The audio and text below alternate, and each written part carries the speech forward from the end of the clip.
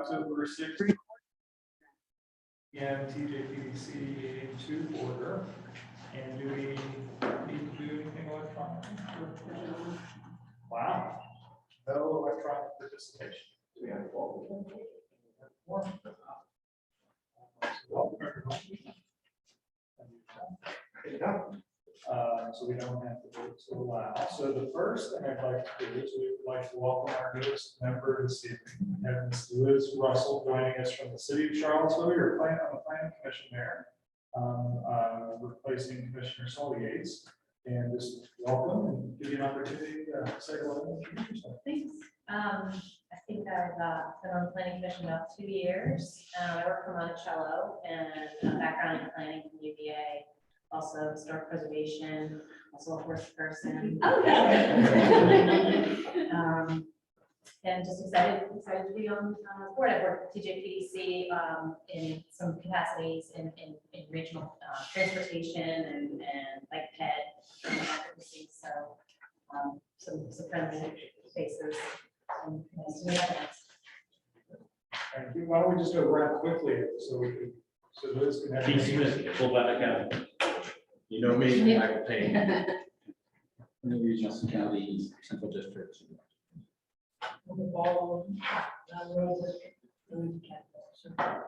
Andrew Wilkinson, assistant director of Greene. Rachel Jones, Green Springs District in Louisa County.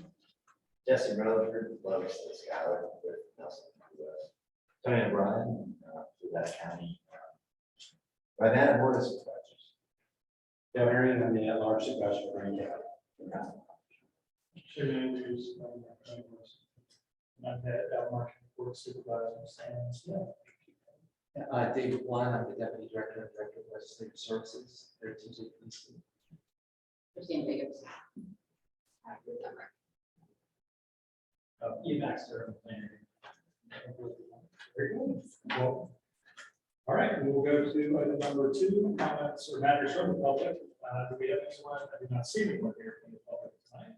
We have no one online. So we will close matters from the public. And go to number 3, presentations. And the first one up, a presentation on the Central Virginia Regional Housing Partnership. David, Mr. Baxter will be doing that. Good evening. Hey, good evening all.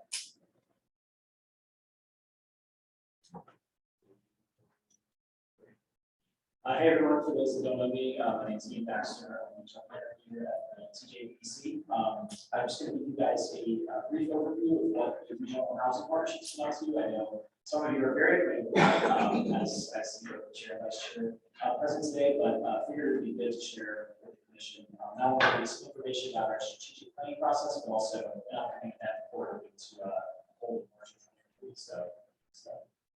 So the last, I believe, from about January to June, the housing partnership underwent a strategic planning process. So that was done by a consulting firm called SmartMill. It involved engaging stakeholders from all 6 of our localities, we interviews with residents for all 6 of them. And it basically yielded these 4 goals. So the plan itself is divided into goals, outcomes, and strategies. Goals being sort of the overarching kind of vague or vision that the outcomes and strategies, which are more concrete action steps, put to yield. And so if you're looking at these, it's basically 4 different goals: equipping stakeholders for success, strengthening the affordable housing ecosystem in the region, deepening sustained collaboration between stakeholders, and creating a sustainable infrastructure for RHP. And so for those of you who either served on the RHP or attended meetings, you're probably not surprised at some of these goals, considering the body itself was developed and created to be an advisory board. But we really tried to refine that and sort of establish the RHP as a place where policymakers, citizens, and other stakeholders can come for real-time data, toolkit resources that relate to affordable housing in both urban and rural context. So these are the 4 goals, and the moment I'll go through, actually, I guess I can just go through each of them now and sort of illuminate what the actual concrete steps are. So the first goal, equipping housing stakeholders for success, we're looking at a few different strategies. And again, I should have mentioned that the strategic plan is a 5-year strategic plan from its adoption in June of 2022. So looking all the way, our purview is to June 2027. So this goal really addresses, or the strategies really address the creation of resources and tools for localities to use. So that's a toolkit of housing policies, models, or case studies that stakeholders can use in the planning and zoning processes. Researching a list of resources, whether that be funding sources that you can leverage for affordable housing development or rehabilitation. A real-time regional housing dashboard to provide up-to-the-minute, hopefully, information for policymakers and stakeholders to access. And then finally, a feasibility study for regional land bank is something that we're going to look to accomplish within the next 5 years. Second, strengthening the affordable housing ecosystem. So this is really thinking about messaging and communication strategies. So what are some, not only events that we're already holding, how do we sort of leverage all of the in-person commercial stuff we've done into really connecting stakeholders to one another. So we're going to be working primarily on developing the marketing and newsletter outreach plan. So not only kind of support the stuff that's already been happening, but some of these new tools and resources that we've developed. Goal 3 is very similar. It's thinking instead less a little bit about newsletter and marketing strategy, more how do we create events that foster regional collaboration. Obviously, regional housing partnership meetings is a great place, and anyone attended the last, I know some of you did. That was a great grab table at the end where everyone sort of spoke to what's happening in the jurisdictions. We want to foster and create more of those opportunities that aren't necessarily in a formal board setting. That's something more informal. Something more meaningfully as a potential option. So yeah, deploying that messaging to really keep it connected. And then finally, we're going to be looking at revising the bylaws and membership of the RHP. It hasn't changed since it was started. So we're really thinking about are the right people, right types of organizations or folks represented in this regional conversation, and we need to expand the board potentially to include those folks. We also want to make sure that the funding stream for the partnership is sustainable. So looking to find out exactly what that means, the conversations with board members and stakeholders, and then potentially recruit, equip, and retain staff for RHP that is adjusted. And to do this, we've created these implementation committees. So obviously, the executive committee is kind of the governing board of the regional housing partnership, which already meets monthly.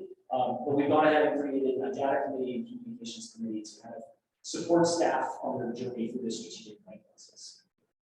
And so the data committee, whose chair is right here, Keith Smith, is going to be working primarily on designing for staff what a housing toolkit should look like. So thinking about the metrics we want, how often it's updated, tool categories, and then thinking for the toolkit that is, and then for the dashboard, what do we want to present, how do we want to present it, and how often do we need it to be updated?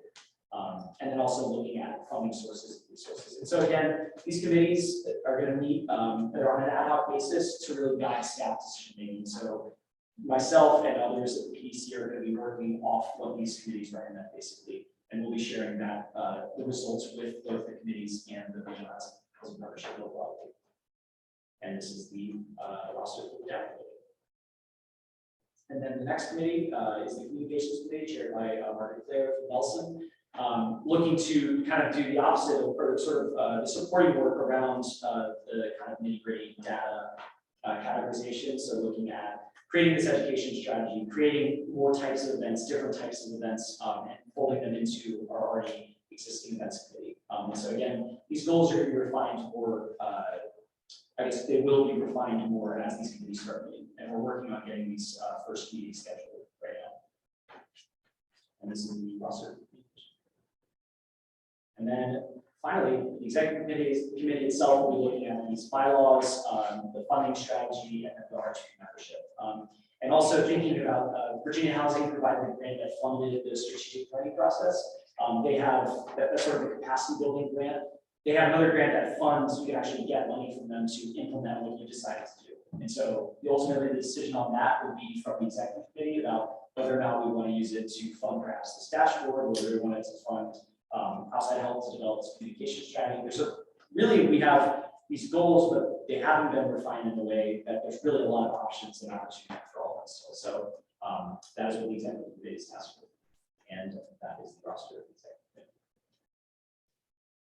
All right, so yeah, next steps, looking to schedule the first meetings for these committees, figuring out regularity, how the process will work at each committee meeting, Making sure that we're in line, we're updating our implementation schedule that we came up with as we did our strategic planning process. So for all these goals, there's an associated schedule that obviously is flexible to change, and then looking to fund one or more of these priorities for the Virginia Housing Grant.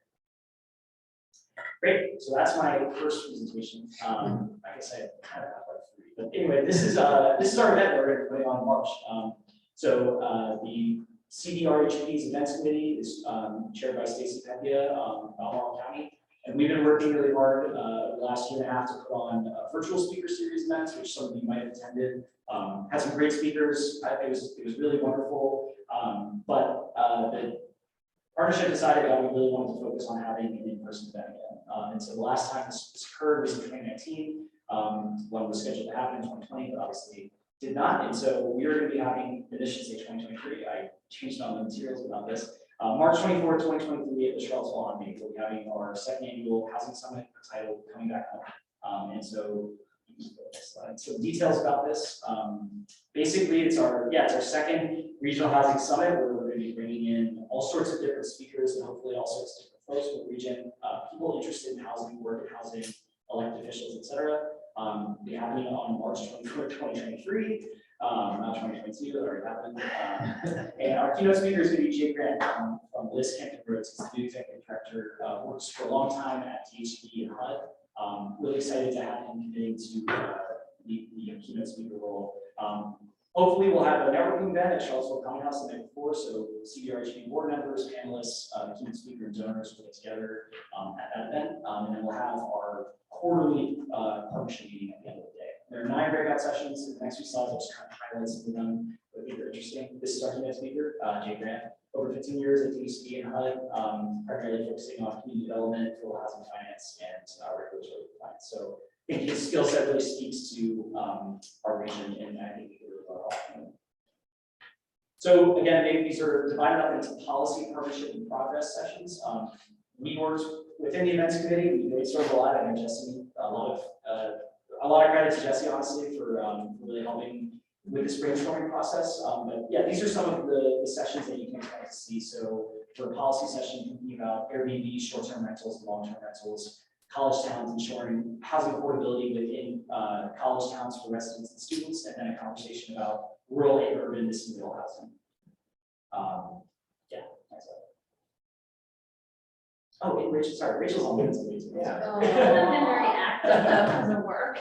Sorry. So I'm sorry. Good question you asked. Exactly it, sorry. So our partnership sessions are really focused on probably some stuff you all are very acquainted with. First being UVA Affordable Housing Initiative. I think a lot of people are very interested in where that's going. So we'll be having a presentation from the UVA team. Greg Powell, a member of the RHP, architect that's been working with Park Street Christian Church on developing affordable housing in a multi-site LIHTC situation. I don't have all the specifics off top, but they're going to be coming in and talking about that project, but also more broadly about how faith-based developments work. And we actually had a virtual speaker series about this that was really well received. And finally, our own Jesse Rutherford will be on panel with Perry Hickman, who's the Rural Development State Director at USDA, talking about it's our cousin Johnny session, so how to prevent displacement and preservation of rural communities. So really thinking about how we can develop mindfully within rural communities in the region. Then progress. So this is supposed to be sort of how far we've come or not come in the last few years since 2019. And this is, we'll have some presentations about housing and economic development, affordable housing aging in place in a rural urban context. Someone, Chen Guzman from AARP. And then we'll be hearing from Virginia Housing about all their fun and kind of interesting alternative forms of housing construction. So 3D homes, tiny homes, they provide a lot of funding for a lot of kind of like experimental housing design and construction. It's kind of interesting. So yeah, that's our budget. We're looking to raise about $50,000 to put on this event, or at least that's estimated how much it will cost. We've already received $15,000 from Virginia Housing, but I'd be happy to share a full pack of all this information with you afterwards. But essentially, we've gotten quotes now from Common House. We signed a contract with the Omni and also the AV, which is crazy expensive. I didn't know that AV rental was that expensive, but yeah, we're kind of moving into fundraising mode. So we'll be working primarily with the Central Virginia Regional Housing Partnership Board on that fundraising, but also I'd be happy to talk to you all about any details if you're interested in sponsoring. And we have different tiers, like different tiers for sponsorship levels. So summit registrations that are free with a donation, obviously. Putting logo on some materials, sponsoring different sessions. These are obviously very flexible. We're just looking to raise as much money as possible. So that I think are my first. Yeah. So that's the regional housing partnership. Job, yeah. Questions? Yeah, I do have a few questions. And I think it's critical what you guys are doing here. In fact, we were having this discussion just last night at a board meeting because, one of the challenges is how do you educate board of supervisors, for lack of a better term, to understand affordable housing, to understand housing in general, and constraints. And so, one of the items on our agenda was essentially this discussion about, does housing cost the county money? Right? We all hear that over and over and over again. I've never seen anybody break it down. No. And so we actually, tasked our staff to, try to bring some ideas forward. And this is a very nuanced and very complicated subject that there isn't a right answer to. And, while there's formulas and metrics that you can get from outside resources, and plenty of studies that have done it, as one of my colleagues said, you pretty much find anything to support your idea, right, out there. But I think it's critical when you're reaching out, talking about affordable housing, but also trying to educate the rural communities, which are supporting the urban communities. In this case, of course, Albemarle and Charlottesville, in terms of allowing the growth to happen into those rural communities, so that it takes some of the housing pressures off of the more urban communities from that standpoint. And you are definitely, no matter how much effort and work you put in here, you're going to encounter that problem when it comes to the board voting on a new housing development. In the case of Fluvanna County, we have no apartments. We are building apartments. One with Park Street Partners, who got a tax credit for it. And I think they run a very good operation. The second was back to a ministry type of operation with the Methodist Partners. And we turned that down. And it's a very needed type of housing in our community. But we turned that down both because of sort of a lack of understanding. And in the case of the Methodists, they didn't ask for any tax credits. They just basically said, we want to serve, and I'm sorry, they just basically said, we want to serve a bunch of old ladies. I mean, that's in essence what they were doing there, is they were saying, look, our demographic is women in their 70s, that are retired. This is what we're going to do. I represent Lake Monticello, 4,500 people, many who have been there for 30, 40 years already and are aging out. And I want them to have a place they can go live to. I couldn't convince my board that this was a worthy project. So, the challenge is, how does a TJPDC communicate that information out to fellow board members out there so they get the message?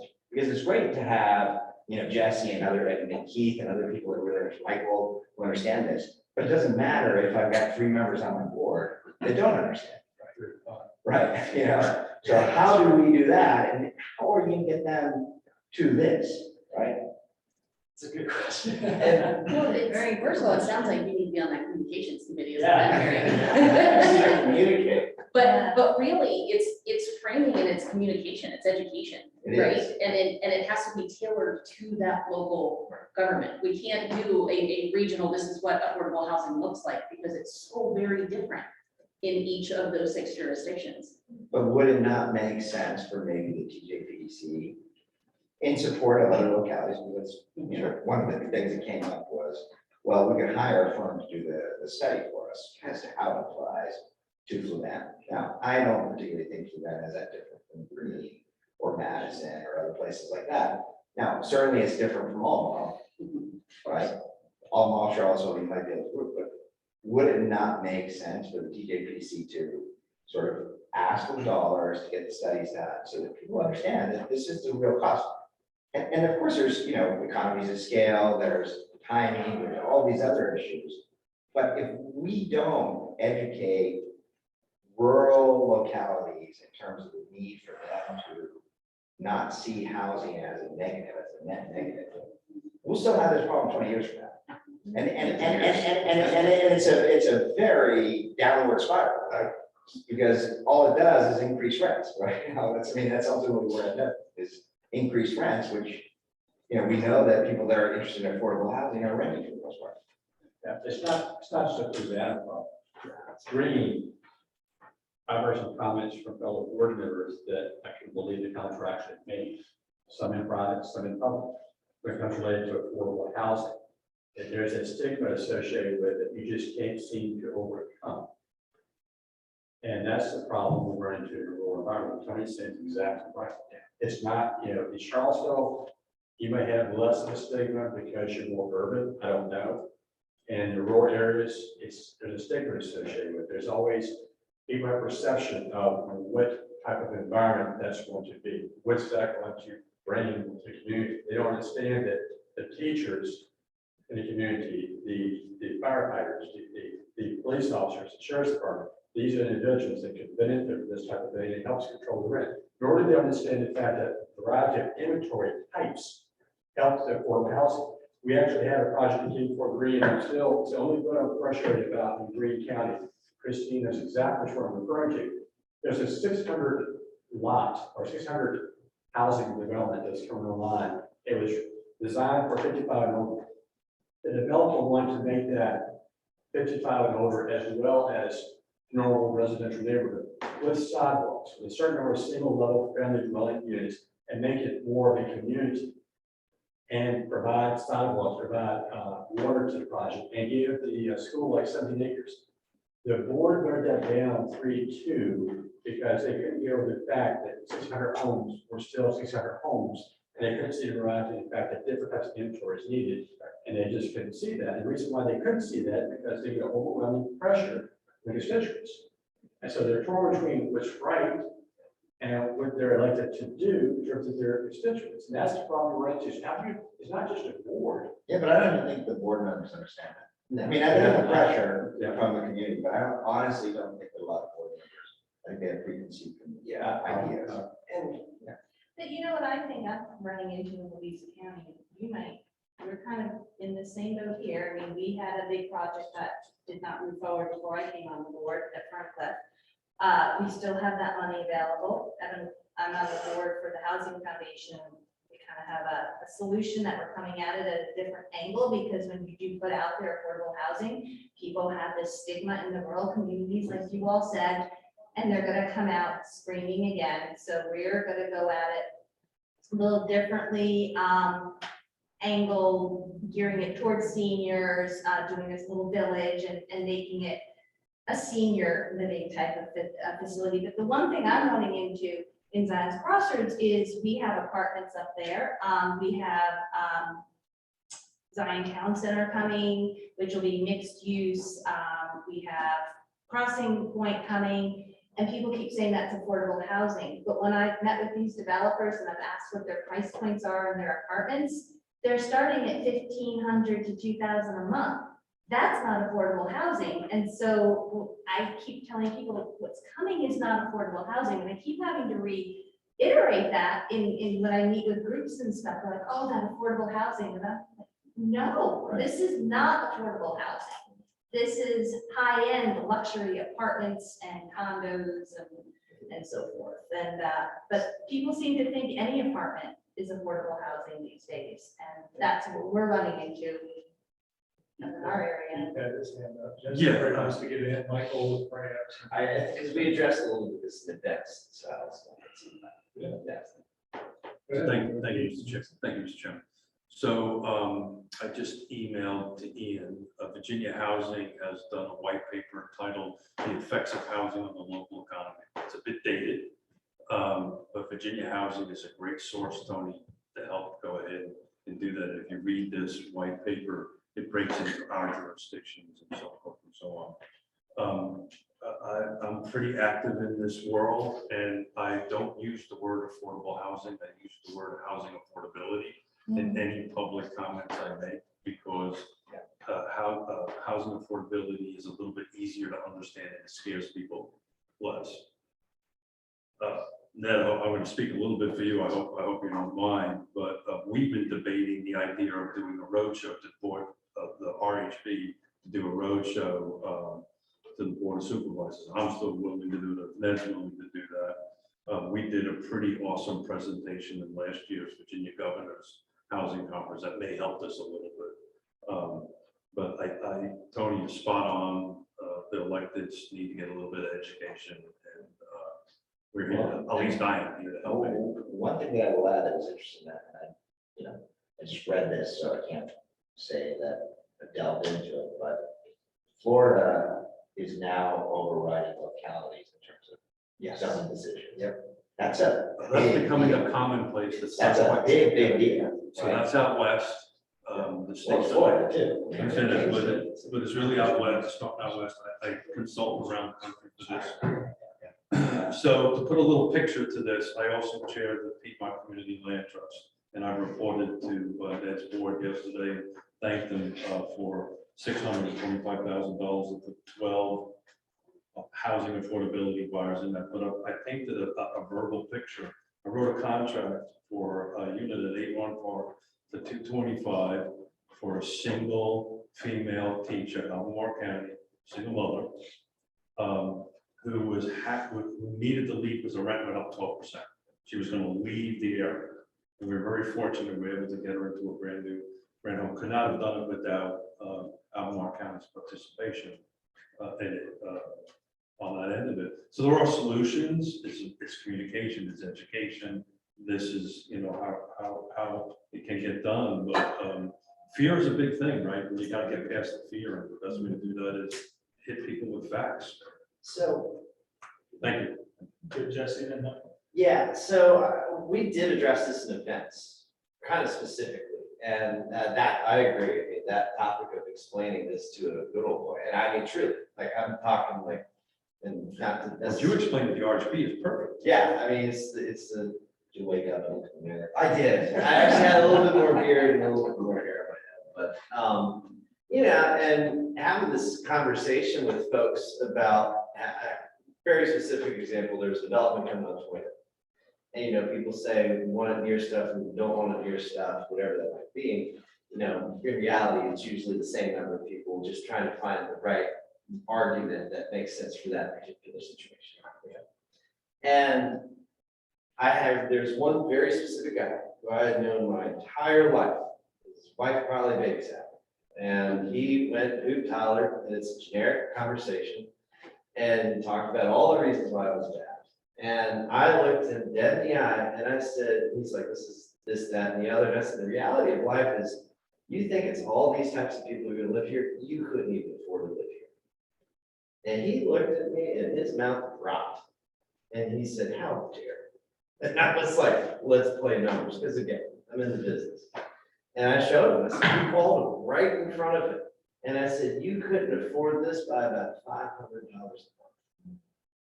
And he couldn't believe it in that moment. And so he asked me to kind of explain that to some other folks. And I said, guys, you are against the very thing you yourself, for reasons, for a product that you yourself could not afford. And they sat there and they're like, whoa. I said, yeah, okay. And I walked them through the process. And I think some of the best examples you should use is your teachers, is your police officers, is, I like to take, the waiters and waitresses of this world, and when you start making it tangible and personal, and that's where we kind of came to fruition of the Cousin Johnny session, of an example of, yeah, well, he can't afford to live here. Why? And explaining why this person, Joe the mechanic, Johnny, the house framer, can no longer afford to live in these rural communities and what that looks like. Because I've realized people aren't making this personal. Like, they don't understand that it's them that put, and you need to paint the picture of, My father and I talked about it. It needs to paint a picture of what it was in 1990s. This was that house that you're looking at right here. Show the picture. Take a picture of that exact brick home that was being built 1,000 times in 1970. You know, another piece is talking about the Sears home. What was the demographic that could afford that? Take a picture of that home and say, this home right here that we're talking about is the Sears home. Below concept. And you know, I've come to that realization, you have to start making it personal. And until you start making it personal, they'll have absolutely no application to the size. And yes, when you say $1,500 a month is not affordable, I totally agree. And the sad reality of life, and the sad state of affairs is it's probably never going to get cheaper. You made an interesting point when you talked about Sears homes. Yeah. You know, the model home, but also when you talked about homes that were built by corporations to Yes. allow for workforce housing.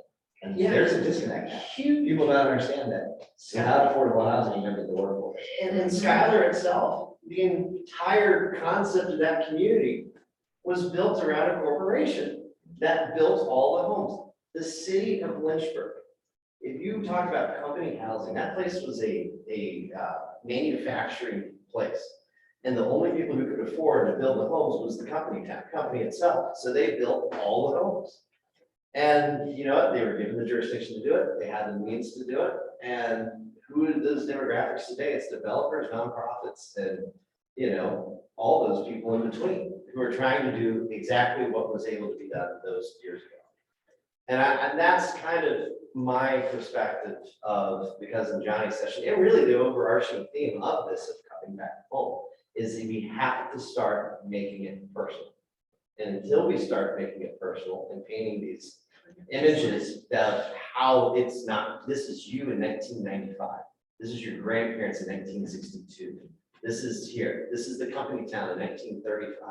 You know, until we start doing that, they're always going to have that fear. And even if you do explain it to them, they're still going to have the fear. That's the reality. However, board members, and I agree, if they don't start acting, this is already a dire crisis. And we were talking, you were at the RHP meeting where we had great data. Are we going to get that? Which data? The about rent. Oh, yeah, 20 months. yeah. You get that, you're going to be scared. Like when he started saying how much a 1 bedroom was renting for now, and I think a 1 bedroom is like minimum 1,500. Yeah. And next year, that number's gonna be 1,700. And yeah, that's terrifying. And what does that mean? That means we have such a severe crisis that in 5 years, you wanna talk about homelessness, you know, you wanna talk about like multi-generational households and no generational wealth building. Holy cow. Generational wealth. Generational wealth, you know, the demographics that are truly absolutely gonna suffer on top of this is working class people, our minority populations, and also many, even our middle class. Our middle class is at this point is living in an apartment complex, building no generational wealth. So again, if you don't mind, Mr. Chairman, on the personal end of it, we have put, we meaning the land trust, have put 23 families in homes this year, by the end of this year. And every single one, we hand them the key, they're in tears. And all they think about is generational wealth and paying it forward. They don't think about them saving this money or whatever it is. It's all about paying for it, from the line cook to the fireman to the teacher. It's very, and we're going to start getting that out a little bit out in the public. But the thing is, we don't need just, and I agree, Keith, that's awesome. But this whole region needs to know, we need 200.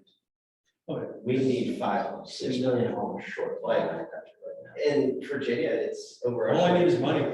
Oh, we need money. Yeah. And I'll try to be brief, but you know, this is an important conversation that we have to have across the region. One of the numbers I look at the most in Charlottesville is our vacancy rate, and it's near 0%. Literally, I just looked it up. It's 0.3%, which means everybody's outbidding themselves for a supply that is completely constrained. And one of the discussions we have a lot in Charlottesville is around the construction of those new units at 1,500 to 2,000 a month.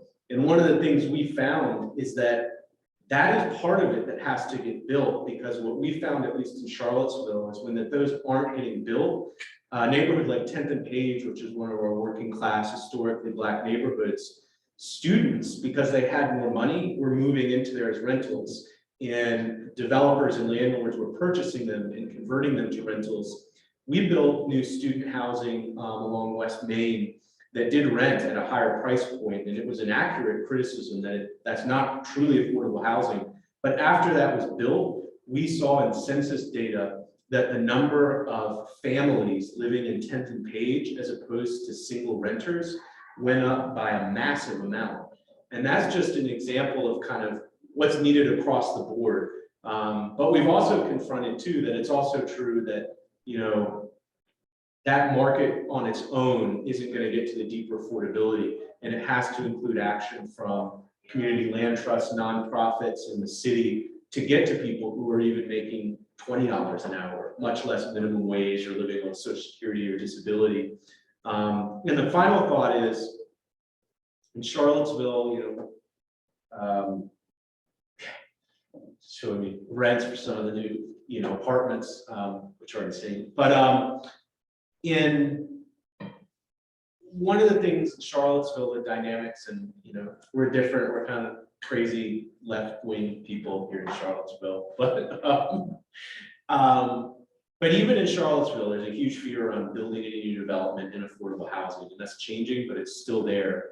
And a lot of times there'll be a meeting where maybe everyone who came to that meeting speaks in opposition to a development, including sometimes just outright truly affordable developments.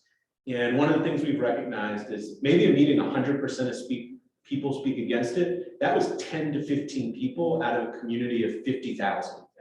And all the people who will live in that new development, your teachers, your firefighters, your workforce, they can't come to that meeting because they don't have anything specific to organize around. But there's still a voter base, and they'll still come out and support you. So I think the idea that it is electorally advantageous to oppose every development is not based in reality, especially as this crisis is bigger and bigger. The final point is that the Regional Housing Partnership, Piedmont Housing Alliance presented data of people who are coming to them looking for housing. The majority of them were making around $18 an hour full-time equivalent. Some of them making $20 to $25 an hour, again, full-time equivalent. They're making that wage full-time. And they're needing to come to our nonprofits to find housing, and in some cases still can't get it. So, I mean, this is impacting everyone. Someone, I forget who at the Regional Housing Partnership meeting said, you know, one of the good framings is talking about affordable housing as starter homes, because that's something that's maybe a little easier for people to kind of conceptualize. And it's true, because that's really what we're needing is starter homes. And anyway. And I'll just finish with this thought is that the irony is I lived in Charlottesville now almost 35, 40 years. And I think Charlottesville is losing part of its charm. In part because, Charlottesville is forced to go up. They have to build these apartments on West Main. They have to build these apartments down the street. We're going to just become another community of, high rises and that's sad to me because there's a lot that makes Charlottesville so wonderful and charming, and see that the decisions that are made by the surrounding counties are forcing Charlottesville to go in that direction is sad in my opinion. And I certainly don't want Richmond to tell my community what to do. It's going to happen, and it's going to happen, right? Yeah, it's going to happen. Other comments? See what you started? How dare you talk about Yeah. housing? So I would just offer a couple of things. So one, Keith did mention, he and I are the chair, vice chair of the Regional Housing Partnership. We would love to come to boards to help with the education effort. We do have a presentation that's in the box if we wanted to use that. I would encourage these committees that Ian mentioned. We are encouraging folks who are not current appointed members to their HP to be involved in those committees. So you yourself, if you wanted to get involved, that would be a good way to do it, to get further information to take back to your boards. Or if you have other key players in your community that you think have better voices, sometimes board members listen to certain folks. We have developers, a lot of developers are on our board. We we have community members on the partnership. So anybody is able to come participate in those committees that could help with your effort of educating other board members. And then finally, that housing conference, we did manage to do the one before the pandemic hit. Great way if your county decided, well, let's sponsor a day or let's sponsor a table or something like that. It helps the effort of putting on the conference, but then getting there and having them mingle and interact, just like when we go to Vaco and things like that. That networking will in and of itself could trigger some interest there. So I'm just offering this food for thought. And our RHP meetings, both our executive committee and our quarterly RHP meetings are all obviously open to the public. And we would certainly welcome anyone to be able to come and join as we do our presentation. Can I add one thing, Mr. Chairman, if you don't mind? It'd be really great if your elected bodies see if you can get all your board members or city council members to show up to the event in March the 23rd. It'll be a awesome event where electeds can kind of really get into boots on the ground kind of conversations. Thank you. And yeah, it's local, so I mean, it's not like I go to Richmond or this year's Virginia Governor's Housing Conference is in Arlington. That is the 16th. Yeah. 17th. It's after Vaco this year. It's literally right after Vaco. So if there are any interest in that, then go on. Ian, any final things from? Oh, great discussion. Really appreciate hearing. I did hear, and maybe there's a way that the Piedmont housing, because that at RHP, that particular information really hit home. But that might be something also that we get some way to get out to. Opportunity Center, Housing Hub. Yeah, I can circle back. That could be part of, if like Keith and I go and do a presentation, that could be a partner part of it, that could really, could have some impact. Yeah, definitely. Great, awesome. Ends up. Oh, the development branch, still on housing, or did housing go? Go, keep at it, Ian. It's the picture line, sort of. Well, not quite, but so hi everyone again. So for those of you who aren't aware, we received $2 million from Virginia Housing to develop affordable housing around the region, directly fund affordable housing developments. And so I'm just going to give you guys a brief update on where we are, how much money we spent, and how many units we've been able to develop. So like I mentioned, July of last year, Virginia Housing announced $40 million in grants directly to all of Virginia's 21 planning district commissions. Exciting and very new to a lot of PDCs, but we were awarded $2 million. And in April 2022, this body approved staff recommendation to fund 160 new affordable units in every locality in the planning district. So there are two developments in particular that are finished, and I'd like to share with you also. And again, this is just a reminder of the three organizations that we awarded funds to: Habitat for Humanity, Charlottesville Redevelopment and Housing Authority, and Virginia Supportive Housing, for a total of 160 units and $1.8 million dedicated. It's just a lot of money. So a brief reminder of what the Habitat for Humanity scatter site application was. There's actually 3 chapters of Habitat for Humanity: Habitat for Humanity for Charlottesville, Fluvanna, and Piedmont. They're going to be constructing actually themselves housing units in every single locality. We're looking at 5 in Louisa, 1 in Greene, 6 in Charlottesville, 14 in Albemarle, 4 in Fluvanna, and 2 in Nelson. And I will share with you some in Charlottesville and 1 in Fluvanna. But these are going to be including a minimum of 30-year affordability period, including first right of refusal, appreciation sharing, and final predictable mortgage. And then this really ties into the discussion we just had. We're looking at 25% to 60% AMI, which in some areas is really a lot of folks, demographics. We're talking about teachers, firefighters, police officers, et cetera. And so currently, across those 3 organizations, they have constructed 5 total units. So we have completed site visits and had approved pictures to Virginia Housing. And so we are a quarter of the way there. So we were supposed to build at least 20 units. Obviously 160 is 8 times as many, but we thought, why not try and make this money go as far as possible? So yeah, 5 units totally constructed.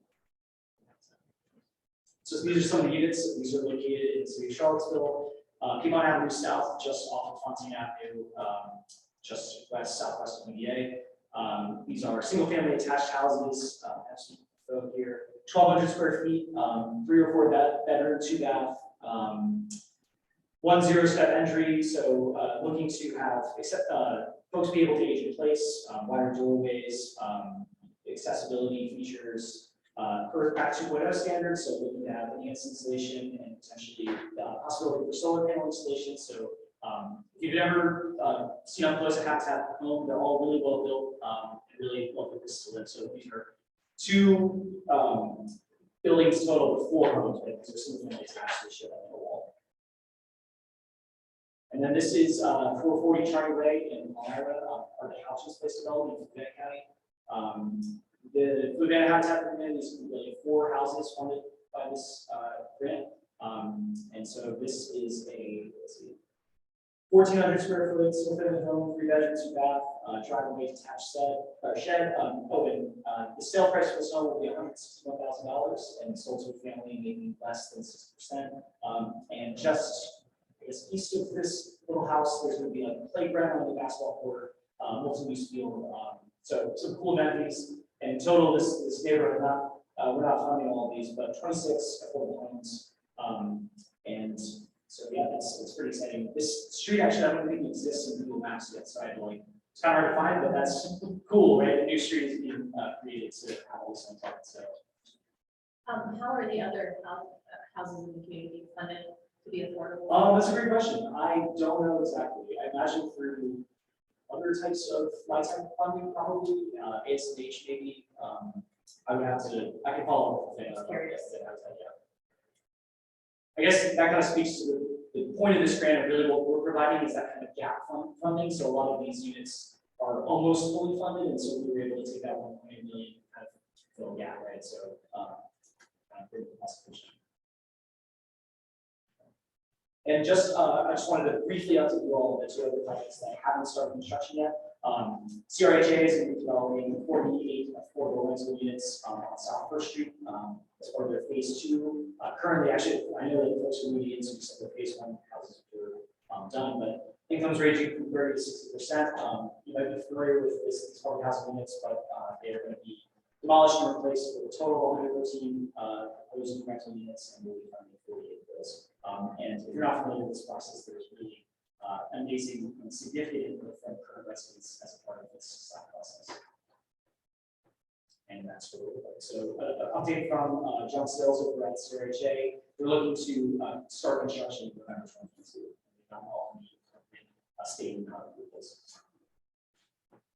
And then finally, Virginia Supported Housing. You all are probably familiar with the First Circle, which is 80 affordable supported housing units. So slightly targeting a slightly different population, but rental subsidies for homeless adults, and then the rest is going to be for individuals earning 50% or less AMI. So really folks that are poor and very poor. Permanent supported housing with on-site services and connections to other wraparound services. So it's going to be a new construction of a 4-story building using the old red carpet in. Currently, Caution is having an emergency shelter there right now. Folks have moved out, will be demolished, and the construction will start. And I believe the next slide. It's May of 2023. So they're almost done with the design development drawings, and they pretty much will be getting all the funding units secured by March 2023. So this process, and this is a really interesting project that has a lot of really complicated financing mechanisms that Virginia Supported Housing is obviously adapted at this point. So next slide. So yeah, this is sort of how much we've spent, and I will say we're going to be submitting another quarterly remittance request to Virginia Housing the next week. And so I'm waiting to hear back from our development partners about if any other funds spent. I think some from Habitat, but anyway, we spent about 300,000 of the, a little over 300,000 for 1.8 million, and we did 516. So you'll see that there's, you know, CRHA and Virginia Supported Housing are building multi-story units, so those units will come online a lot faster. But we're really excited to see the progress that Habitat's been making on restoration. Yeah. Any questions? I'll just note that Houchins Place in Fluvanna is a sort of combination housing. It's got an allocation for affordable housing, and the rest being sold privately. There's also a requirement for folks that are going to be moving into affordable housing. Not yet, but, yeah, that's a combination of input, instead of separating that is long-term success.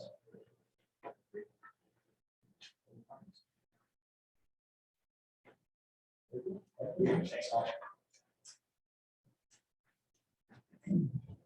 Forward, we move to number 4, consent agenda. We do have minutes from September 1, 2022. Special meeting.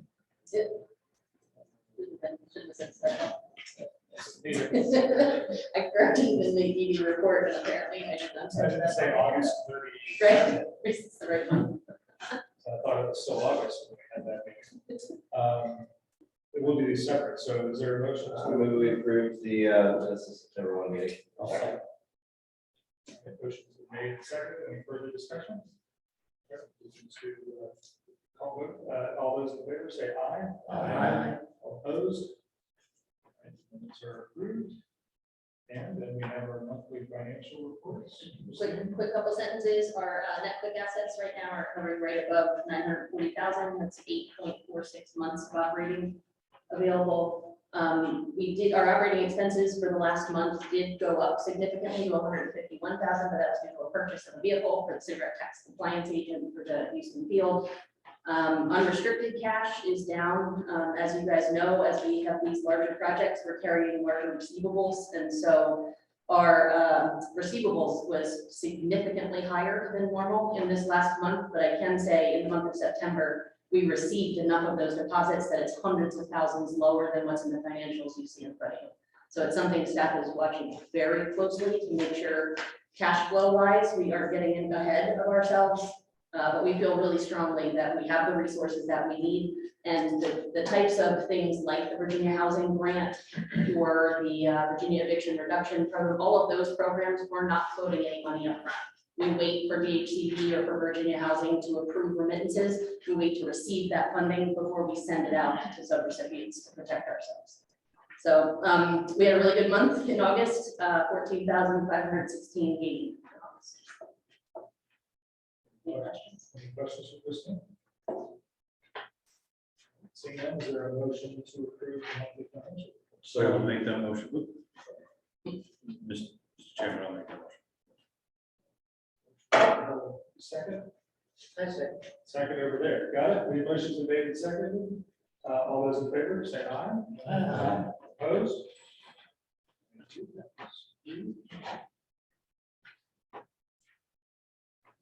All right. Move to number 5, new business. The first is a letter of support request, Greene County Building Resilient Infrastructure and Communities Grant. Very good. Staff from Greene County reached us asking if the TJPDC commissioners would authorize the director to present a letter of support on behalf of their RIF grant. It's what we said, building resilient infrastructure in communities. It is a FEMA grant that's processed through VDEM. It supports local communities with hazard mitigation projects to reduce risk of natural hazards, disasters.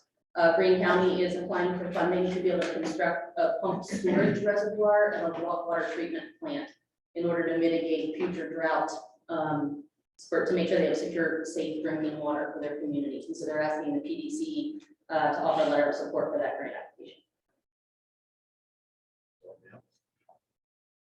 I'll move that we approve.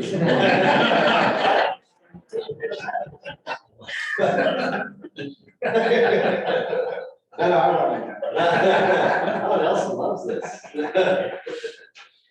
there a second? It was a second.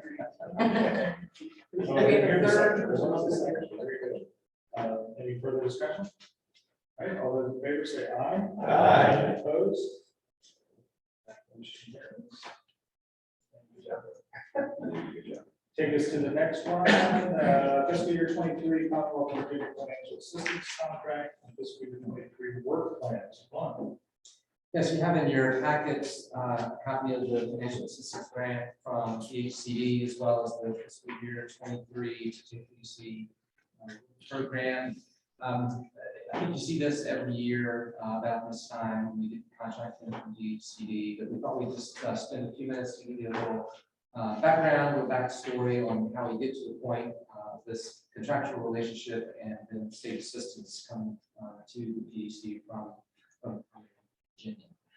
Each of the 21 PDCs is required to submit an annual report to DHCD. It's always due September 1st. It's a pretty complex and involved report. It includes a number of items we have to send along, including our budget, the work plan that is attached for you. There are reports that we have to make within that describe those activities and programs that we undertook in the most recent fiscal year that corresponded with our adopted strategic plan, PDC strategic plan. And then we also have to highlight for DHCD those programs and activities that are anticipated to be undertaken in the upcoming fiscal year, current fiscal year, in this case, fiscal year 23. And then there's a number of other things that are presented to them. We are also given the opportunity to list highlights of our work for the previous fiscal year. We had a lot going on in fiscal year 22. We talked to them about broadband, the cigarette tax board being established, RHP strategic plan, hazard mitigation for, I mean, we had 6 or 7 things, which we were overachievers because they asked for the 5. And then certainly anticipating we'll have a pretty helpful report to make for fiscal year 23 as well.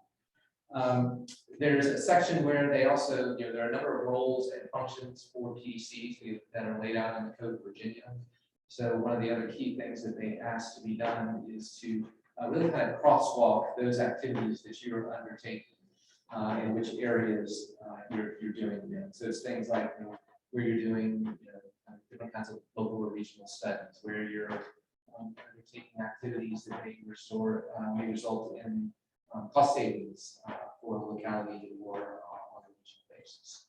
How you're providing technical assistance, where you're implementing services at the request of one of your member counties. So there's a whole list of things. And then you say, in environment or transportation or criminal justice or technology or infrastructure.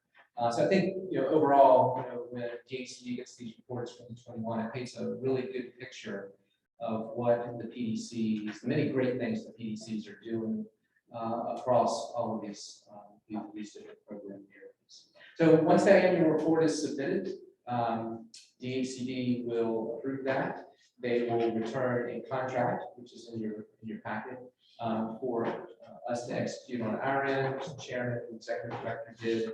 Is shipped back to DHCD, and they then sign off on it, which they did today. And then that results in state financial assistance coming our way. So PDCs, most of the PDCs, with the exception of the larger ones, get just shy of $90,000 a year. So with the approval and execution of this contract, the first 2 of the 4 quarterly payments will be coming our way. So we should be receiving close to $45,000 in state assistance very soon. So that's just kind of a summary of the contract and how we get to that point. And if I have any questions of that. Mr. David? Very good, thank you. No action needed on that item, correct? Take us to the next item, fiscal year 24 projected operating budget. Christine. The draft FY 24 budget was presented to the Executive Finance Committee last month, actually end of August. They then brought it forth to you all last month in draft form. The presentation on that last month. We are submitting a balanced budget, 45,438, or that 45 million, excuse me, gotta get used to that one. 45,438,497 in both revenues and expenditures. It is a balanced budget. The 3 changes I wanted to highlight from the draft that you all reviewed last night until this draft that you would consider for approval. One of them is the body program. As you guys know, we're getting both federal funds through DHCD, but there are also local contributions that are made to that expansion of broadband. Those funds will filter through the PDC, just literally a check coming into us and then a check going back out to the private sector partner. Originally, we had those booked as local funds in our budget, but all of our jurisdictions are using ARPA funding. And so we're gonna book that as federal revenue. So we moved 11 million in local up to 11 million in federal. So that's one difference. The other difference is, at your meeting last month, you guys voted to approve a 2-cent increase in the per capita rate. So that's highlighted in here. Instead of 165,000, we will be requesting 171,000 spread across all 6 jurisdictions. So that's in here as well. And then the third change that's in this budget is due to the per capita increase, it requires less of a reserve transfer. And so the budget last month had a 58,976 reserve transfer, and it is now 53,393. Those are the 3 differences between what you saw last month and this month. Included in your packet is a copy of the projected revenues, the per capita and local contributions, and the full budget. If you guys have questions for me, I'm happy to take them. Questions for Kristen?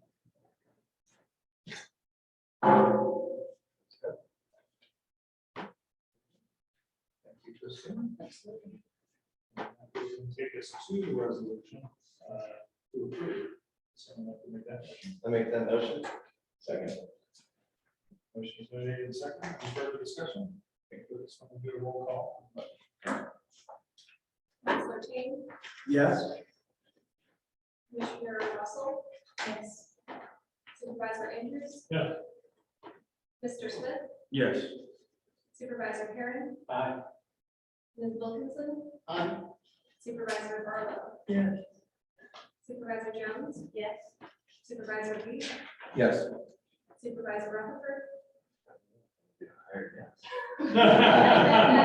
Thank you. Aye. That's it. Supervisor O'Brien, Soda. Supervisor Galloway. Yes. Very good. Thank you, Christine. Budget is great. Thank you. I don't think I ever voted aye. And our next item, number 7, we're moving to the executive director's report. Okay. Couple quick items. As you guys know, we have 3 vacancy positions that we're working to fill. We have had several interviews for all 3 of those. We're continuing this week and next week with our second round interviews. We are very hopeful that in the next meeting with you all, we will either be able to introduce or at least announce filling of some of those vacancies. It's something that we are very excited about, and thanks to Ruth, who has put in an inordinate amount of time in scheduling and pre-screening and making sure that we get really high quality candidates in here.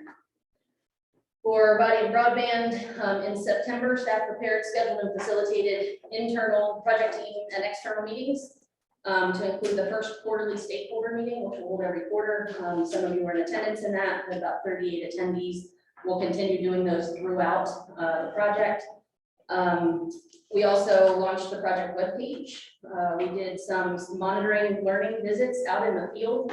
Part of our task by the HCD for our performance-based admin budget is to go out and make sure the work is getting completed in the places that, it's being reported to be completed. So we did a 101 on splicing and looking at what it looks like out in the field, so we know what it is we're looking at when we go to those site visits.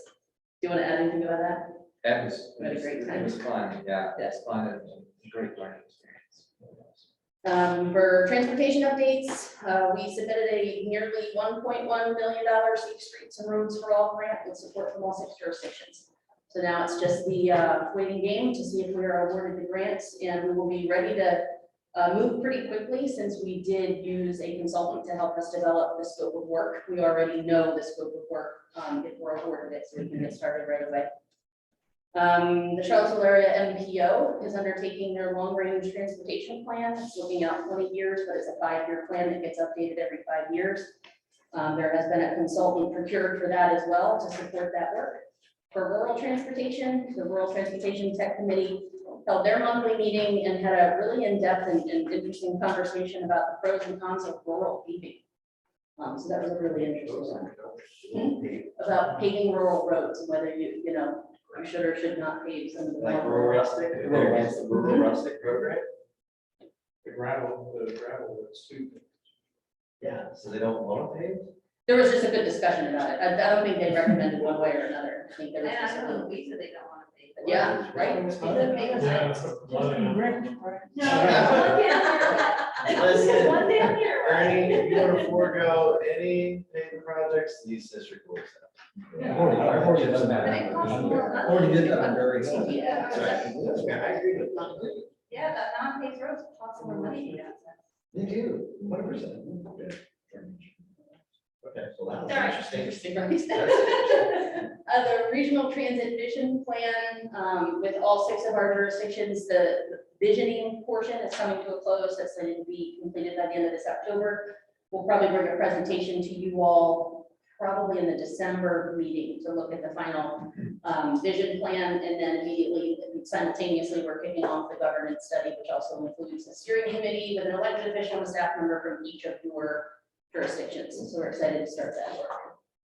Environment, I want to make sure to highlight the Rivanna River Basin Commission held its annual conference. It was held on September 29th at the Lewis and Clark Exploratory Center. There were over 60 attendees. The themes of the conference were both utility scale solar and environmental justice. It was a very well received conference. We've had really good feedback.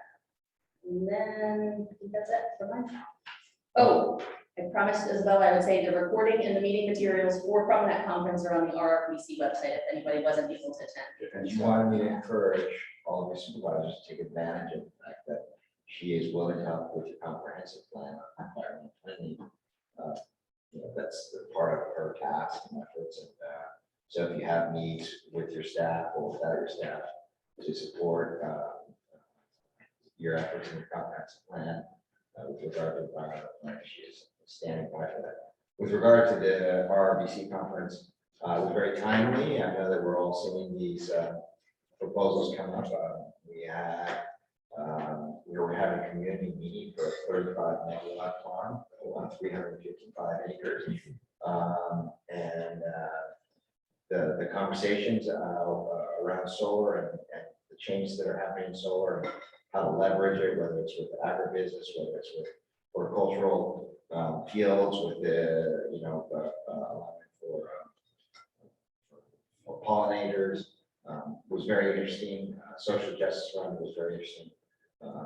Those materials are going to be available, and I would certainly encourage your board members to look at those, because there's a lot of stuff happening with solar these days. And I think we can ask the people that are coming to us and wanting to put in these solar farms to do better. That's the way I would put it. Is that there's, the more you know, the more you can ask of them, and it's a field that's going to continue to grow. And as we, in a sense, give up our farmlands to solar panels and so on, we want to make sure that we're not losing the full productivity there, and that lane to potential waste. That was one of the things that came up, was that if you have these solar farms on there, that they really deteriorate the soil behind it in the long term. So it was a very interesting meeting. It was surprisingly good. You were there, so yeah. Feel free to ditto anywhere. I've got a little report from during the. Other comments or questions? Thank you, Kristen.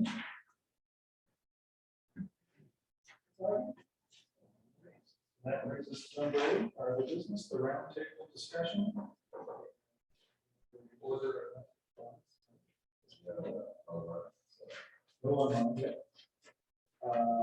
just get down to it.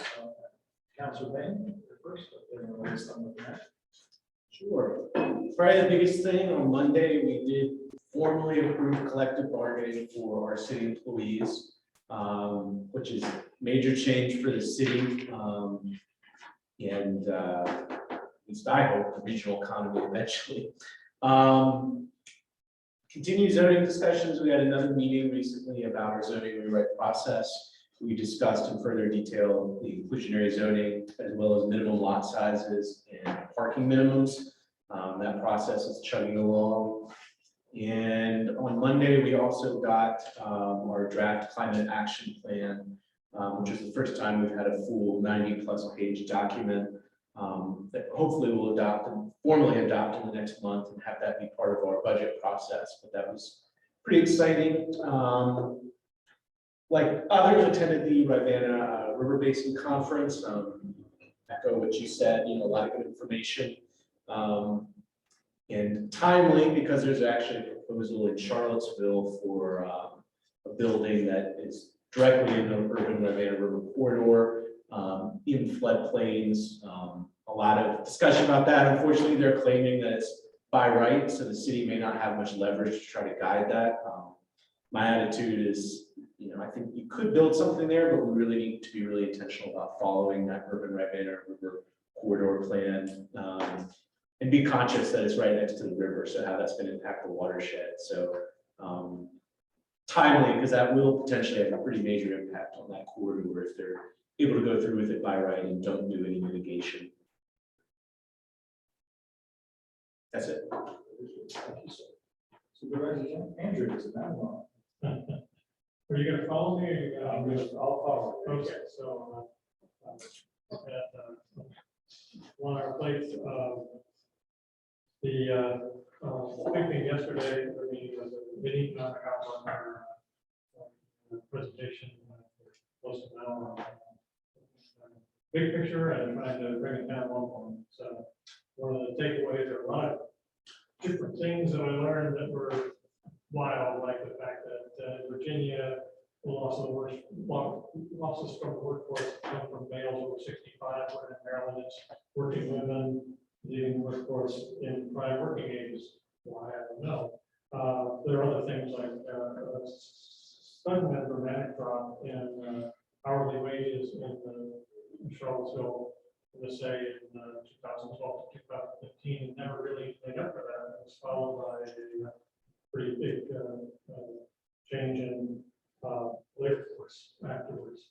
So we learned these little facts, but we also talked a lot about what's coming and the fact that a slowdown is here, and whether it becomes officially a recession, we're not far away from that declaration, but it hasn't been made that kind of official. But the big takeaway was that no two recessions are really alike, so we couldn't look at it and say, well, in 2008, this is what we should have done, let's do that. It was a very different situation at that time. Interest rates were rock bottom, different kind of problems. Now, we have another thing in the pandemic beginning. Again, though, what we would do then and what we do now, very different situations. So, discouraging a little bit, but also the alert, the awful, where the gallery is agility is not something that's that was a big takeaway. In the previous meeting, we did tell our staff that our consultants to try to figure out what we're supposed to do about solar updating. So we didn't worry about solar. There's another 30-day backlog project that's been proposed for some part of the county. For that. I'll save the rest. We spent a lot of time on cell towers and homestays lately.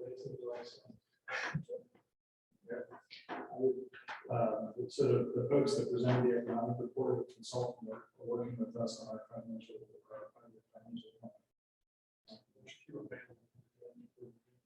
I have to say, we're used to getting, all of us, the board members, we're getting land use applications. We have some work sessions. We work with strategic plan. We work on budget. This was a heavy lift, the information that they sent.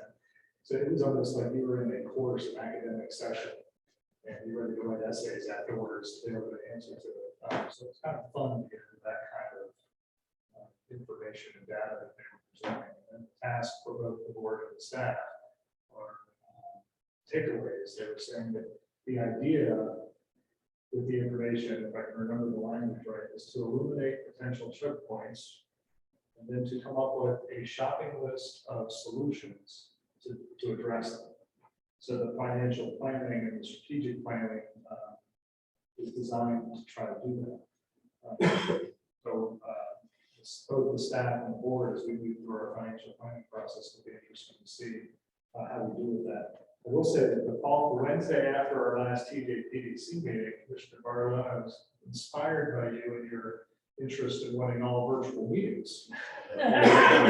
Legislative packet there, David was there with Ms. Vigo on pretty good tangent there for a while, but why the hell can't all these meetings just be virtual? And that we could have, I'm sure that we could handle, to achieve, as we did during the pandemic, public notice, FOIA requirements, transparency, all of that.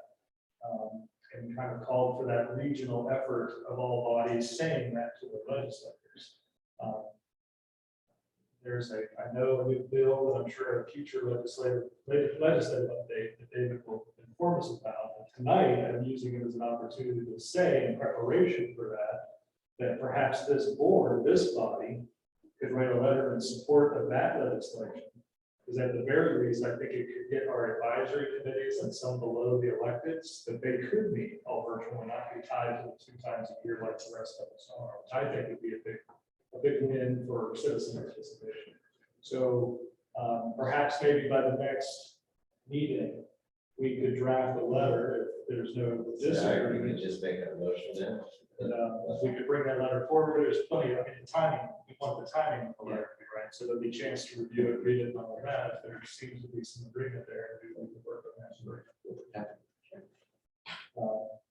Because I agree, it'd be nice to be able to finish one meeting and start the next and not have to drive it out. So I get it. Yeah. Especially for you guys, I live in a tighter portion of the urban ring of Albemarle, but I think of like Supervisor Andrews to come to this meeting. Maybe Miles for you. How's that for you? Oh, yeah, I mean, it's a solid hour. Okay. Yeah. I mean, So, I like commitment. it'd be one thing if we were just trying to prove that we could do it in a transparent way, which we've evolved over the last couple of years, so we should be able to figure that out. And then the final thing I would just say is I want to thank David for the follow-up for the cigarette tax information that was sent over to our board. Gave an update from our last meeting to the Albemarle County Board on that, and follow up with some of those numbers that were coming up, so thank you. Go to Fluvanna, Supervisor O'Brien. Well, I'm happy to report we are no longer a teenager. We made it into early, the early process of being an adult. We passed our master water and sewer plan last night, which is almost a 40-year achievement for Fluvanna County. It's a reflection of the fact that we have a variety of different water programs going on. We will, I think, probably today we have hookups to our new water and sewer plan on the Science Crossroads area, having passed that. So that was a really quantum leap forward for Fluvanna. So that was exciting. And as I mentioned, at the board meeting, I was pleased to be a part of the process, but in recognition of this has really been one of those cases where you saw government really move at a snail's pace to get to a point where at the end of the day, it's a benefit, it's all of the citizens.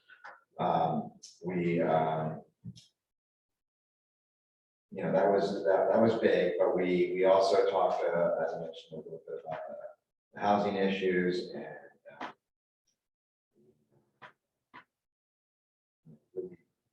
well, that was a big thing. I had something else I wanted to mention, but I can't remember right now. Supervisor. Yeah, Mr. Chairman, you're gonna find this hard to believe. I don't have that much to say. Is it even possible? Other than, here it comes. Other than, I can't tell you how much it warms my heart, the conversation we had about housing.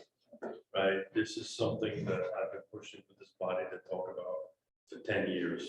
And the fact that we've had that roundtable discussion is pretty awesome. And I'm looking forward to the opportunity to the Ned and Keith Road Show. We're a lot of fun when we get in front of a podium and you never know where it might go. Let's have a lot of fun, but we'll get out some great information. Thank you, Mr. Chairman. Do you remember Supervisor? No long week. Move to Greene County Supervisor Henry. I guess the good news for Greene is we passed a budget for our water authority. We're not at a Greene County Water Authority yet. The projected start date is December. One item was to pass a budget to hire staff, to purchase equipment and get things ready to go to the new cross training. So that budget was approved the board last month. That's approved 5-0. So that's good news. Streetscape Project did their final installation of their bridge. And that was something to see. The big crane lowered it down, took a few, chopped the trees off a little bit. They're trying to beat the thunderstorm that's coming in place to get it in place. So that's all taken care of. So we got a new bridge downtown Stennisville. The other information we have is that we are looking for a county administrator. Our county administrator has accepted the position as his Pennsylvania superintendent of schools. So you may have heard of that in news. We do have an interim county administrator in place, that's Brenda Garden. So you may know her from, she's been an interim in several places. She was an interim before, so she is taking over. They had a week of cross training or information sharing, I should say. And she'll be fully in charge as county administrator starting on Tuesday. Mondays and holidays for us. The next board meeting, we'll have a public hearing to approve the final step, I guess, of our radio system. That's on the next meeting agenda. And that's all we have this one time. Thanks, sir. Thank you. Commissioner Wilkinson. Commissioner Wilkinson. No, that's not it, that's not you. Anyway, Bill said it. We're not called commissioners on this board. No, TJPDC. I'm a citizen. Why You not? Yeah. I thought you said Mr. Wilkinson. No, no. That's what threw me through. Yeah. No? Mr. Chairman, if I can add a little bit to Greene County, shout out to Greene County. I'm going to be riding a race in Greene County toward the Greene in Standardsville. So if anybody who has a bicycle to support the Greene County Food Bank, it's a great event. Go out there and see Standardsville. Supervisor Jones, Middle Louisa County. Oh, boy. Well, we've been having some fun days lately. In September, we had our short-term rentals ordinance come up, and we've been hashing and working through that, and we actually kind of gave it a kick and pumped it down the line. And we got a lot of heat over that. We have citizens that would really like for us to address it, so I think here in the near future, we will have to address it. But honestly, it's a split of 50-50 on it, and we can't come up with the right solution, and we want to make sure it's right in some way. Hearing you talk about Supervisor O'Brien talk about the pipeline. Is there a pipeline on that? Oh, that one's my heart. I want water at Science Crossroads. Yeah, well, that's a Science Crossroads project, which is not quite the James River project, but we're getting closer to You're that. getting closer to that, yes. And we are too. We just passed the $30 million that we needed to come up with for the extra amount to finish that, get water coming through Zions and moving forward with that. So we're excited about And that. I would be very remiss to not say that we're not for the partnership with Louisa County, so that is still, we're really struggling with this. And we had the benefit of receiving a large amount of money from Dominion. Dominion had to move the coal ash, and we basically gave them an SUP to move it from here to there instead of trucking it away. And they were kind enough to give us about $15 million as part of that process, which will help that side of the county develop its water plant. But the Science Crossroads project that we have is really a limited amount of water at the James River water, Yes. which Louisa County is paying the larger share for. Still very far behind. So, just want to say thank you to Louisa County for being an excellent partner in this process. I'm really glad that part of that 40-year history is Yes, it has. that there is a better relationship between the two counties. And then I was at the destruction of the Greenville Bluff power plant. Oh, Was the planned demolition there, and so they took that plant that was built in 1934 and demolished it. They're gonna lay the site low for a while, and who knows what will happen down the road, but see, hopefully something will happen. Well, we are happy with that partnership because I hope that I've heard for 20 years, 3 years happening, and I'm still hearing that number, but I think we're closer than we ever are getting water through Science Crossroads. But you were also talking about solar, which in my district's been a big thing here recently, across Louisa County, but especially here in Zions. We were in Green Springs, I was impressed, I don't know about Tommy, but I was impressed at our planning commission. We had a company come and we told them they needed to bring their A game, because as we all know, Louisa County did have a solar fail. And we had severe, we still have economic, environmental impacts from that on farmers' lands. So we're trying to avoid that. And this other project came through and we told them they needed to bring their A game, and to our planning commission, they brought a D game. And we unanimously, our commission sent it packing and said no. So now they're circling back around and trying to see what they can do better, and they're gonna bring it to the board. But we told them again, we need to address all this. We cannot have environmental issues here. A lot of waterways on this particular piece of property that sits off Clocker Road, which is to the west, you have Albemarle County, to the north, you have Orange, so it's very close to all of those lines. So.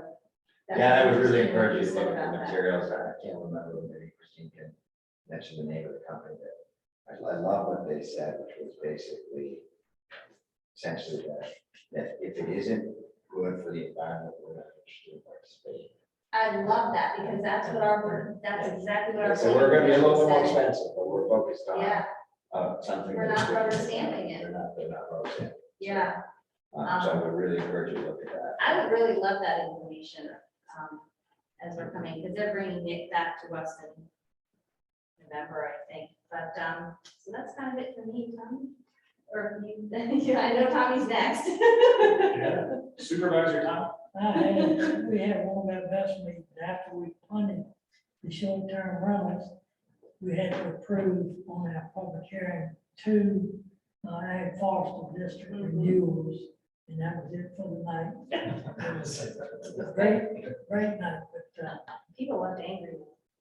yeah, they were all typical short-term rentals, and theirs is different from theirs. All the problems we're having are in subdivisions, where they're having what I think are commercial and environmental uses. So I'm having really started the pot today, we got about 3 times email. And I actually responded back to them that I think the solution is they should all be by CUP. And that's it. I know that I moved my surveying office that we had in one place since 85, moved to a house. And I had to get a conditional use permit of it. And everybody in the neighborhood was like, why do you gotta do this? Well, if you gotta get a conditional use permit for something like that, that is of no consequence to anybody in the neighborhood. And then you are allowing these short-term rentals where people come to party for a week, and in a residential neighborhood, it makes no sense to me that that shouldn't require CUP. Far more so than somebody trying to do put an office in there. No limit. I'm sure by tomorrow my email will be lit up for the ones that want to have the short-term rental. And I'll put it out there because I already know how I'm doing this. And to me, they're incompatible use, so they should only be allowed, if at all, by CUPs. And of course, the ones that, we had a thing in this week, there, I mean, you can go online and they're selling these houses. You buy $400,000 house, and you can make $87,000 a year, leasing it out to the frustration of the neighborhood. And I don't know why we're fooling with it. I think I was frustrated with one of it too. Hopefully it will come back, and like I say, I think it's gonna happen. If I have my vote for me, make it for CUP across the board. We require it for bed and breakfasts, and they are in the rural area where they own a farm by themselves. You gotta get a CUP, but here they want to allow a short-term rental where people pay $4,000 or $5,000 a week. Well, I can't blame both people. If I pay that, I'd stay up all night on it. But, it's just, that's over the last few weeks, that's the biggest thing we've had. is the short-term rentals. You know, Mr. Glenn, I think you reported on the fact that Richmond is probably going to take action on this and probably not Mr. Bartlett's desires, is what I understood, but maybe I'm wrong. Yeah, and I mean, we're hearing there's gonna be legislation, it's gonna be a big battle, and I think we're gonna be able to defensive, not just the one here. The industry wants to come. They put some more restrictions on the local government's authority. You all are just now, you all are talking about ordinances, I think, some of their reaction is based on ordinances that have already been adopted in other localities and what they've seen since then. That was very excuse we used for planting and road. Yeah. Last meeting. I saw your visits. There was actually- You're welcome.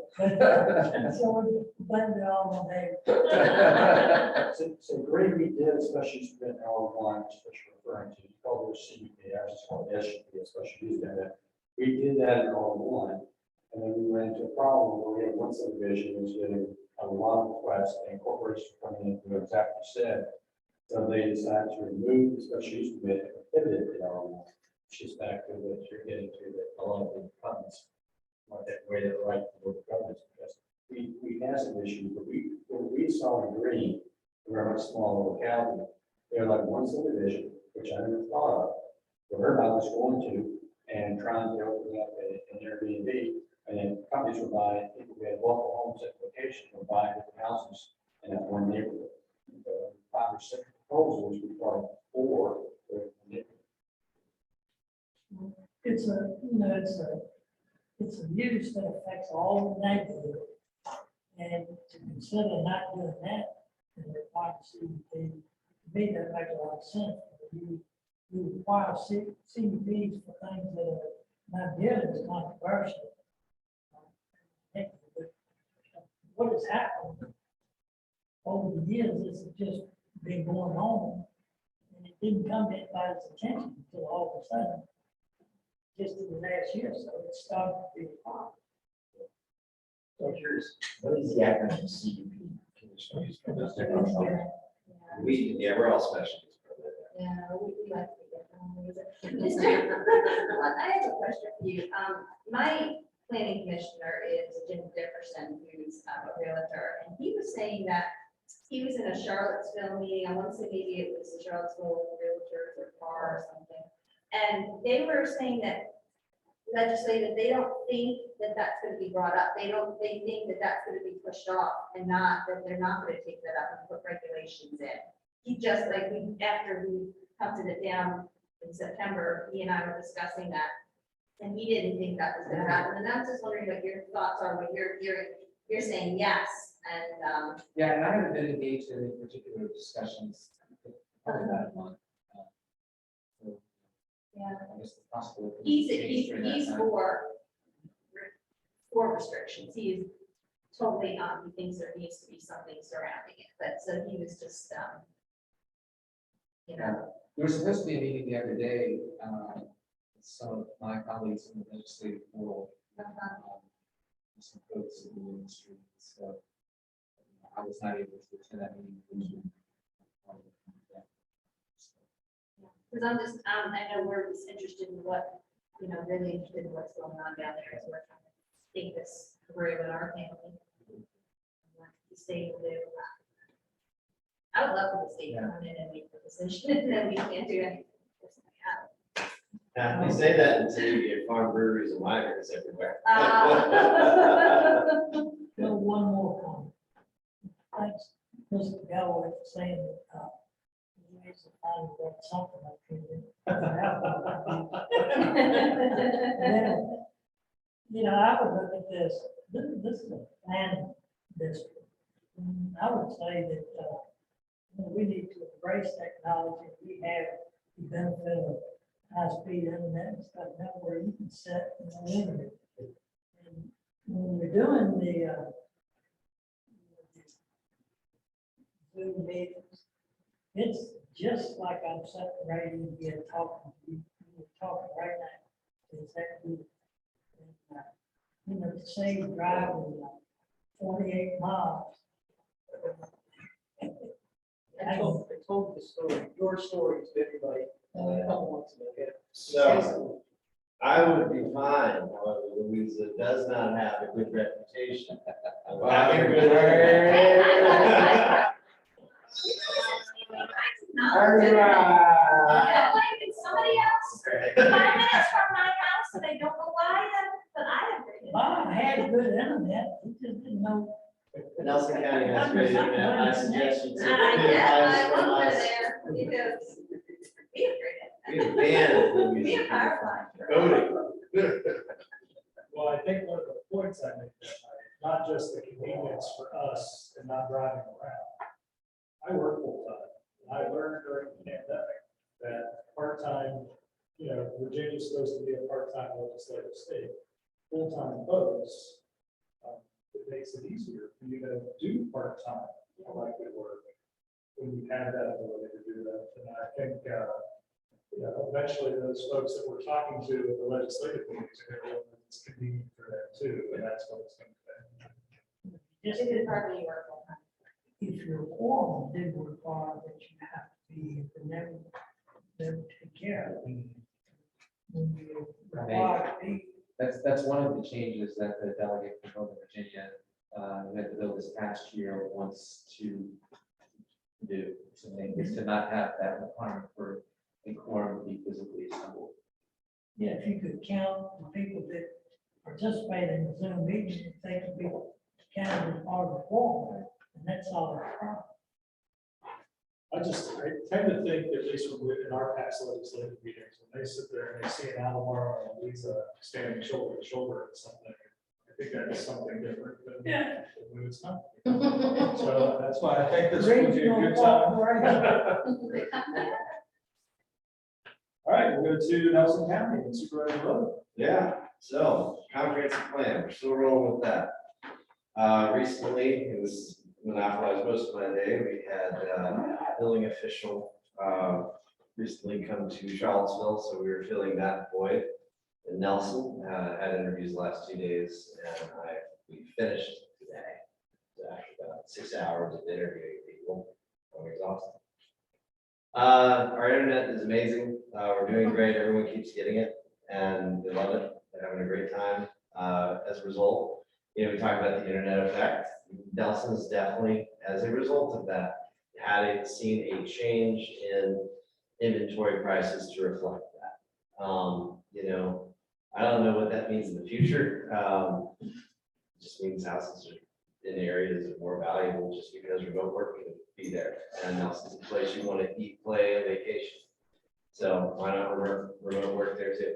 So, we've seen a little bit of that. I don't necessarily know what the future of that will look like as the region gets high-speed internet. I'm sure we'll see a slight change, but probably the tourist sides of that region will have a larger impact on their inventory costs. Planning commission, we have some stuff coming down. We're starting, have you guys started seeing more of a trend of the 55+ special use permits and I guess conditional use permits? Like, have you starting to see more developers in that world? That's actually become less of a thing because the market's changing away from that. So you guys, we just got our first one. So All of that developers, every development that we see, they tell us it's for 55 and older, no kids. Yeah. You know, That's what's supposed to go back to school, go back to school. and then all the school buses go in there. Yeah, so we did that. We have, I'm forgetting a whole bunch of stuff. We've gone through so much turnover, not turnover necessarily, but changes in administration. I feel like I've been in perpetual interview mode for 6 months. Well, I'll piggyback on that, Yeah, go. if I might. We had the great good fortune of hiring a new county administrator with experience in the county. At the same time, we're initiating a comprehensive plan. So what that's meant is that our county administrator on her own volition is meeting with the different departments to get up to speed on all the things and all the information and all the reports and all the current situations that will be reflected in the comp plan. So as an example, we had a meeting with our, speaking of water and sewer, with our service authority, with two service authority board members, myself and county administrator. And as a result of that meeting, some things that Jesse would remember are kind of sticking points that seemed like good ideas that never seemed to go anywhere. That had to do with, limitations on capacity and potential to increase capacity and things like that. All of a sudden, they're all now open to be moving in a positive direction because we're projecting areas for more development. We have property that we purchased on either side of the middle school and high school. Something's going to happen there. We don't know yet, but we know it's going to need infrastructure. So all of a sudden, all these things are going forward at the same time. And it's really pretty awesome. I'm very happy with the way things are going. I want to say that the Fluvanna River Basin day was fabulous. The information was invaluable, and Isabel did a great job. And the information that she has posted online is really good. She made it really easy with quick links and everything to get to it. So look that up. And I did meet with Isabel prior to that about environmental issues and planning and comp plans. So that was a real jumpstart, since those are a lot of the things that are near and dear to me. We covered a whole lot of stuff. And so it built a little strategy. One other thing that's interesting is that, again, with the comp plan, we're on the verge of approving a new agriforestry district in Glass Hollow in the Afton area between Afton and the Blue Ridge Parkway. And the interesting thing about that is that citizens are realizing that that is a tool that they actually have to help protect rural areas where zoning, may, comes from the top down. This is something that can be generated by the citizens and they can bring forth. It has to get approval, of course, but it gives them an opportunity to be really active in creating the kind of a rural environment that they may want. So that's a real positive thing. So that's good news from this. I did remember Mr. Galloway. Yeah. Two things. Well, first, I want to mention that I didn't pay her to say the things.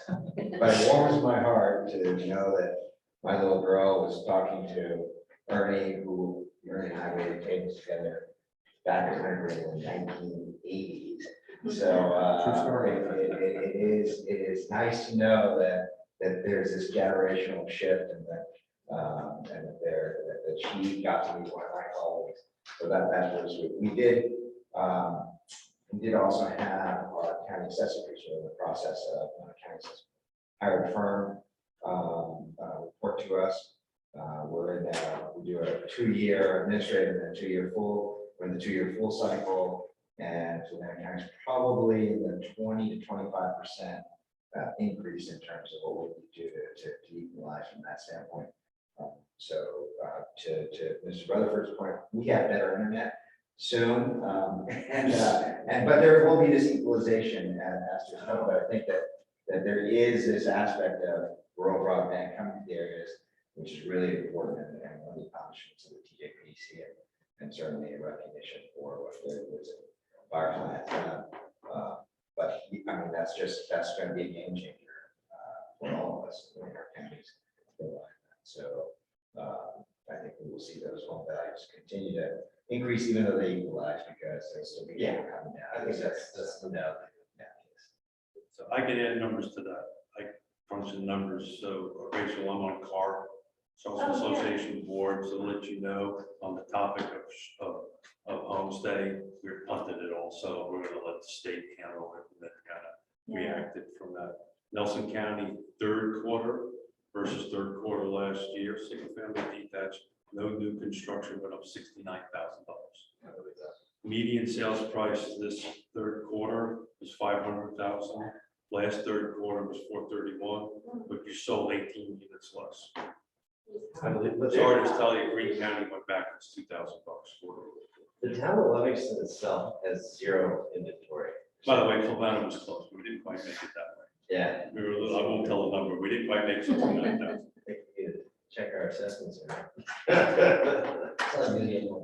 that the problem? It's better. No, you don't have to. So our next meeting, November 3rd, we have, Christine, you want to give us some highlights there? Sure. We'll go through the annual financial audit report. Those of you on the finance executive committee, be looking out for an invite from me to meet directly before the commission meeting to have a presentation from the auditor. We will also do Board 1 financial report, and then one of our planners is going to come in and go through the kickoff of the regional transit governance study, and go through the scope with you all, so you can see what our next steps on that are. Great. So I'd like to make a motion to adjourn at November 3rd, 1:22. So moved. All right, Dave, second, all in favor, say aye. Aye. Opposed? Very good. Thank you for a great conversation.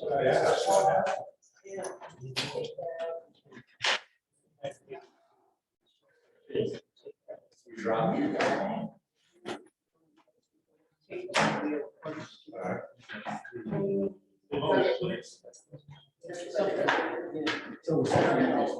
Greene County, third quarter this year, 328, third quarter last year. Yeah. That's surprising.